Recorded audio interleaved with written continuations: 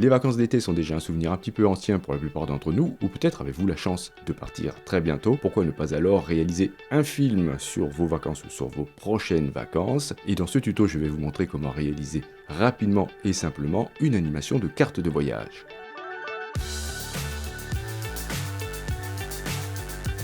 Ce type d'effet est hyper sympa pour les vacances d'été, dans le cadre par exemple d'une vidéo souvenir ou bien d'un vlog. Je vais vous montrer comment partir d'un point A vers un point B. C'est extrêmement facile de le réaliser avec Filmora, qui dispose de tout un tas d'outils et d'effets intégrés et intéressants autour du voyage.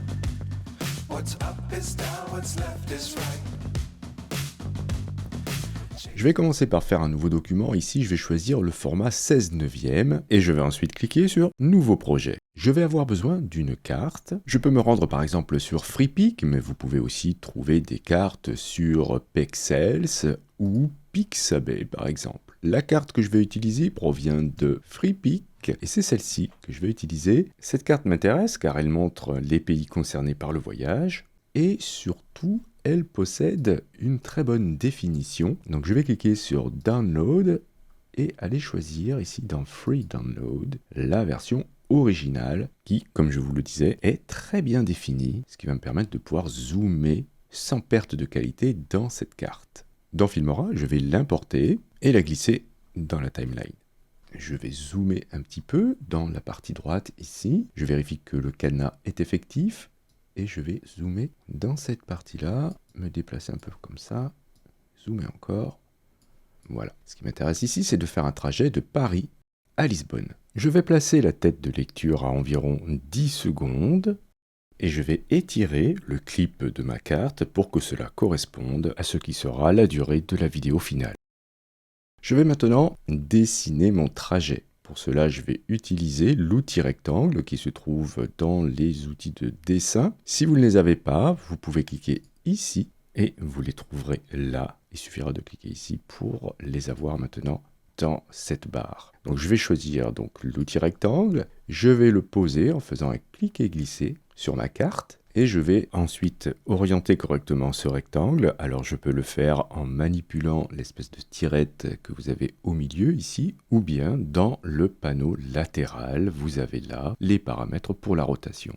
Donc, je vais essayer de faire correspondre les deux points, celui-ci et celui-ci, sur les villes de départ et de destination. Je peux déplacer ce point et le ramener par ici, et ajuster encore une fois avec la rotation, pour être sûr que ça corresponde bien à mes deux points. Une fois que c'est fait, on va paramétrer l'aspect de ce rectangle. Donc là, vous avez la couleur. Je vais choisir une couleur qui est très visible. Si j'ai pas la couleur qui m'intéresse dans la liste, je peux cliquer sur le plus et je vais choisir quelque chose de très visible, un rouge pur comme cela.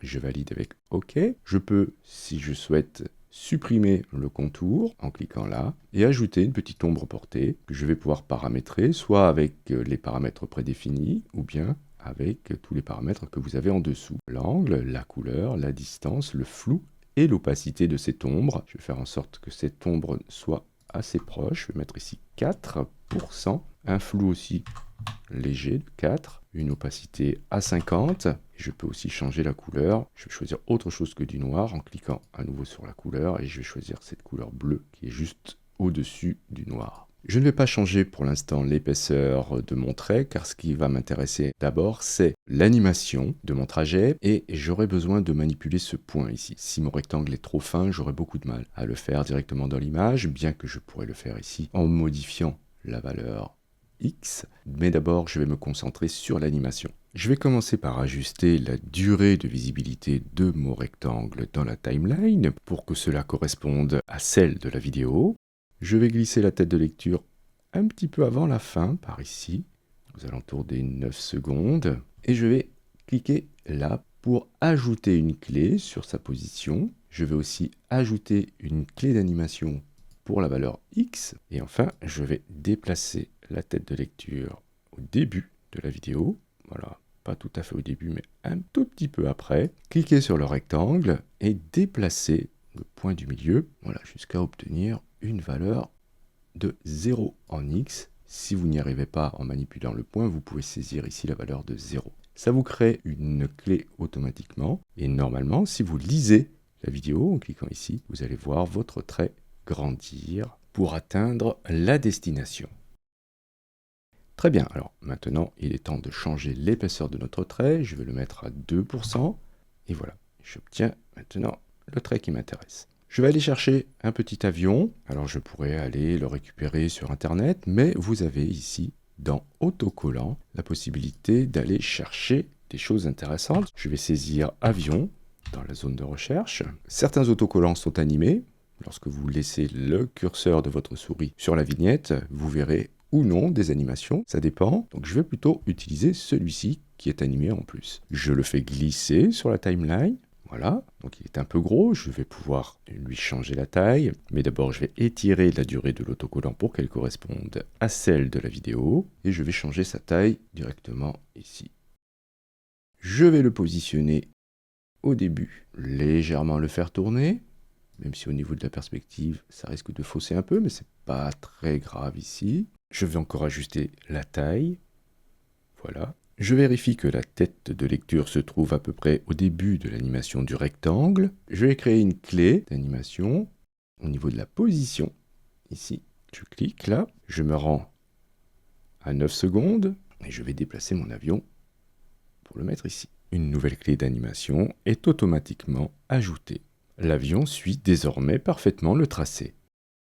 Je vais faire en sorte qu'il ait la même ombre portée que mon trait. Pour cela, je le sélectionne à nouveau, je vais activer l'ombre portée et je vais mettre les mêmes valeurs. Donc ici 4 en distance, 4 en flou, 50 en opacité et choisir exactement la même couleur que mon trait.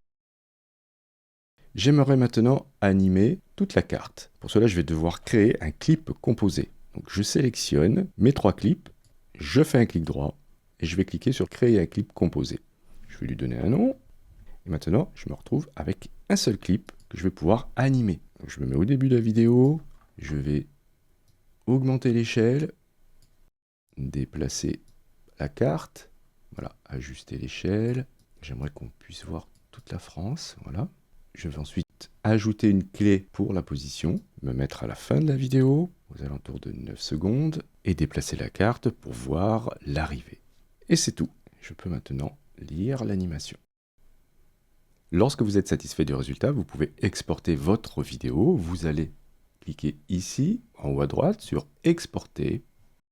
Nommez votre vidéo. Choisissez ensuite le dossier dans lequel enregistrer la vidéo. Vous pouvez faire correspondre les paramètres du projet, c'est ce que je vais choisir, ou bien choisir de personnaliser ces derniers. Je vais laisser le format en MP4, mais dans la liste, vous avez d'autres formats. Je vais choisir aussi la qualité recommandée. Et cerise sur le gâteau, j'ai la possibilité d'éditer une miniature si besoin, par exemple pour une publication sur les réseaux sociaux. Je vais choisir le moment qui m'intéresse. Je peux ensuite cliquer sur « Éditer », choisir, pourquoi pas, parmi les modèles, et bien sûr personnaliser le message. Et enfin, cliquez sur « Exporter ». Voici le résultat final. Vous avez vu à quel point c'est extrêmement facile, simple et rapide à mettre en place dans Filmora. Si vous souhaitez tester le logiciel, vous trouverez le lien dans la description. Et n'hésitez pas à me dire dans les commentaires ce que vous pensez de mon animation. Je vous remercie d'avoir suivi cette vidéo. Si vous avez des questions, bien sûr, là aussi, n'hésitez pas à le faire dans les commentaires. Si vous souhaitez soutenir cette chaîne, vous pouvez cliquer sur j'aime, hyper important pour le référencement. Si vous n'êtes pas abonné et que vous souhaitez le faire, vous pouvez cliquer sur abonnez-vous. N'oubliez pas la petite clochette pour être averti des prochains cours ou des prochains tutos. Justement, on se dit à la prochaine pour un autre cours ou pour un autre tuto.